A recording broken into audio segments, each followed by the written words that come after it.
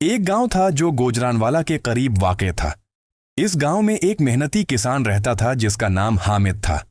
वो सादा दिल और नर्म मिजाज इंसान था। इसके खेत सरसब्ज थे और इन्हीं खेतों के करीब एक छोटा सा जंगल भी था। इसी जंगल में एक नन्हा सा खरगोश रहता था। वो निहायत मासूम और चस्त था। हर रोज खेतों के किनारे आकर नर्म घास खाता और फिर वापस अपने बल में चला जाता। किसान हामिद अक्सर उसे देखता और मुस्कुरा देता। वो जानता था कि ये नन्ही सी मखलूक किसी का नुकसान नहीं करती।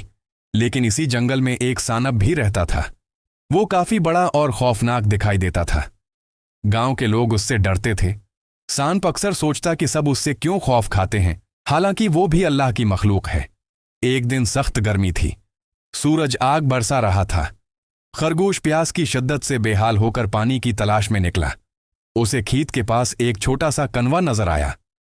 वो जल्दी जल्दी वहां पहुंचा, मगर अचानक उसका पांव फसला और वो कनवे के अंदर गिर गया।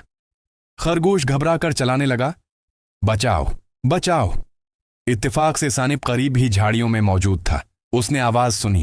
पहले तो वो रका, सोचने लगा, सब मुझसे डरते हैं, अगर मैं मदद करूंगा तो शायद फिर भी मुझसे खौफ खाएंगे। मगर फिर उसके दिल में रहम आ गया। वो फौरन कनवे के पास आया। इसी वक्त किसान हामिद भी शूर सुनकर दौड़ता हुआ पहुंच गया।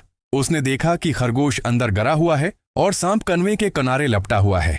हामिद पहले तो डरा, मगर गौर से देखा तो सांप खरगोश को नुकसान नहीं पहुंचा रहा था, बल्कि अपना जिस्म अंदर की तरफ बढ़ा रहा था ताकि खरगोश इसके साथ लपटकर ऊपर आ सके। खरगोश ने हिम्मत की और सानिब के जिस्म को मजबूती से पकड़ लिया।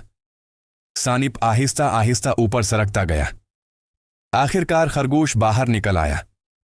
किसान ये मंजर देखकर हैरान रह गया।